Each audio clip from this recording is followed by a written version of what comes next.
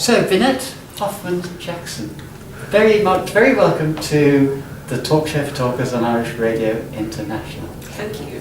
Vinette, you were the winner of the District 71 International Speech Contest. It's a big mouthful, that, isn't it? It is, it is. We interview many Toastmasters, and we always ask them the same 5 questions. So we'll start off with just asking you those questions, if I may. That's fine. And the first one is, what brought you to Toastmasters? I think I got to a point in my life where I was struggling with what I was doing as a teacher, and I always felt there was a little bit more. I think most people have that type of feeling. You feel that you can do just a bit more. And one particular day, my tutor group was actually going out on work experience, and they had to complete a profile in terms of what they like and they dislike, and then they gave them some recommendations in terms of what possible career they could choose. And funnily enough, speaking came up as mine. And it was not something I'd looked into before, and the students actually came around and said, "Yes, miss, you're good at it, you should go for it." And so initially I started just looking for a speakers club in my area. And I think the first one that came up was a speakers club. I can't remember what it was, but I turned up one night and literally it was 2 old gentlemen with a cup of gin in between them. And I thought, what did I let myself in for? This is not the type of speaking I want to do, so I went home.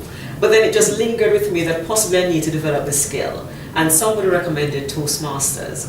And so I went one day, and I think I went right when they were doing table topics. And I thought, there is no way I'm going to do that type of thing.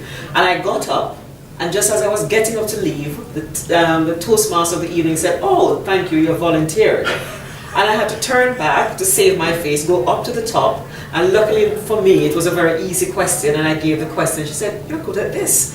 And so I kept going, and the atmosphere just brought me into it, and that is how I started my Toastmaster journey. That's great.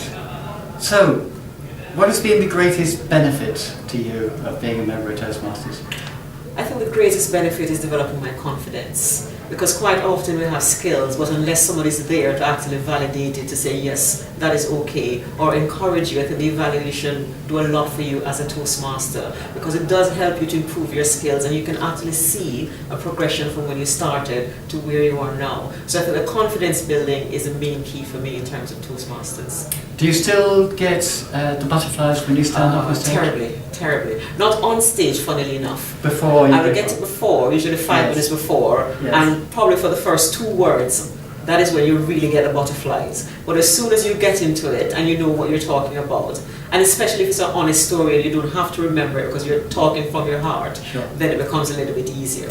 I heard a description of it which I absolutely love, and that is that you still get the butterflies, but you've learned how to make them all fly in the same direction. I like that. I might use that.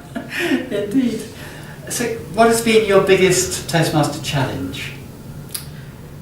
I think my biggest Toastmaster challenge so far is, I think it's still table topics. I'm going to put it back to table topics because it's a skill that I really need to master. I get very nervous as soon as they say table topics.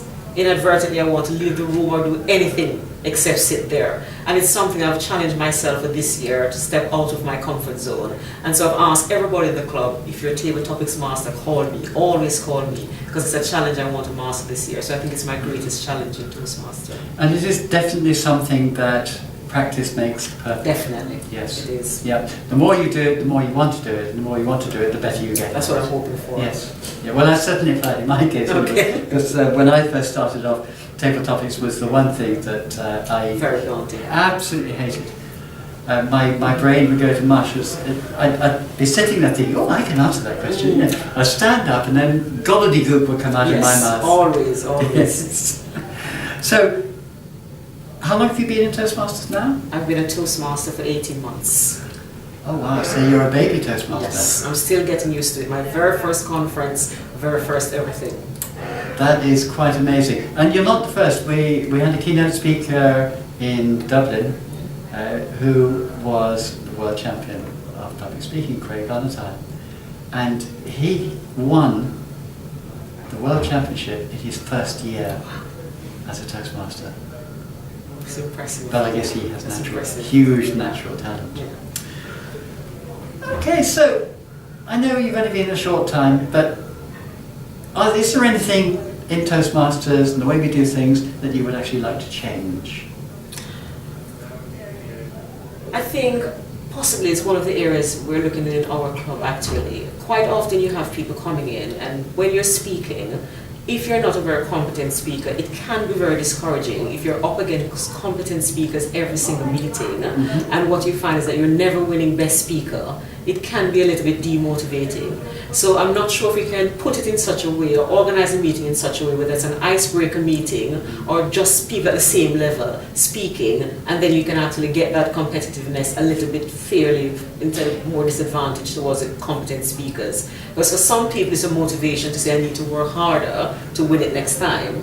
But for other people it can be demotivating, always speaking and never actually getting best speaker. I can empathise with that hugely, but if I am a general evaluator and I'm giving out the best speaker prize, I look not at how good the speech was, but how good the speaker was for their level. So if somebody is doing an icebreaker and they stand up there without notes and they give their speech without too many hesitations and ums and ahs, that to me is really good, as against to somebody who's doing an advanced speech where maybe they do it competently.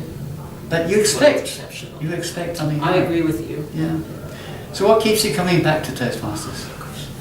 That's a question my kids keep asking me. And I keep saying to people, it's the easiest thing to get into and the hardest to get out of. Automatically at 7 o'clock, every second and fourth Tuesday, I'm like, no, I've got to get to Toastmaster, I've got to get to Toastmaster. I think it's the atmosphere, isn't it? You go there and you're networking with warm, friendly people and you're learning in the same way, in the friendly environment. And I think that and the biscuits as well, they usually have very good biscuits at it, so it keeps me going back every week. Yes, did you like, it was John, wasn't it, who said he'd lost a lot of weight. Did you go to his... yes, I did. Yes, and he kept on throwing... From the Ferrero Rocher. Yeah, the Ferrero Rocher. I should have sat somewhere else. I should have sat where Rival was sitting. Yeah, but it was very clever the way he said, you're getting my weight. Yeah, it's very good. So, what do you see yourself in terms of your Toastmasters future? How do you see yourself? Are you going to try to progress on the leadership side? Or are you just going to concentrate on... I know for the next few months you're going to be concentrating totally on the speeches. Definitely. I think it's developed the leadership side, because I've tried to balance it in what I'm doing. In my club, what we try to do is actually balance both of them. I know most people join just for the communication skills, but we actually emphasize the leadership side as well. And the first time I did actually timekeeper, I never realized how hard it is. It's a very difficult job to listen to everything and not be distracted. So it does help you to actually listen and pay attention. So I'm moving, right now I'm at the Advanced Communicator Bronze, and I'm also just working on my ALS. So I'm moving with the silver as well as the communication skills. I think they work in tandem and will help move you forward. Good. Okay, I didn't ask you what club you're with. I am currently with two clubs, Luton Speakers and Bedford Speakers. Okay, and are these big clubs? How many members do you have? Luton Club is in about 26 for this year, and Bedford Speakers is just over 20, about 21. Okay, I'm interested in why you're a member of more than one club. Initially I was living in Luton, so that's my home club, that's my base club. But then I relocated to Bedford and I joined them as well. And they meet on different days and both offer something completely different. So I'm a member of both clubs. Okay, I go to many different clubs, but I belong to one. Actually, that's not quite true. I belong to a pre-charter club as well. That's different because I started that club. But you, as a Toastmaster, once you're a paid-up member, of course, you can go to any club, anywhere in the world. Yeah. So, but I admire you for actually paying to be a member in both clubs. Quite a lot of travelling around, because I've just gone the Division G travelling tours for this year. Yes. Because I do visit a lot of clubs, because they do things slightly different. Yes. And because for me, I join to learn more than anything else. So I go and I watch and I observe, and if I pick up something new, I can introduce it to a new club, or I can use it for myself. So it's a learning experience for me, so I tend to go around a lot of clubs. That's great. Okay, thank you very much indeed, Vinette, and the very best of luck when your trip to Vancouver. I am thoroughly envious. I would love to go to Vancouver, but I'm sure you're going to take the best wishes of everybody in District 71. I will. Thank you so much for having me. Thank you. Cheers.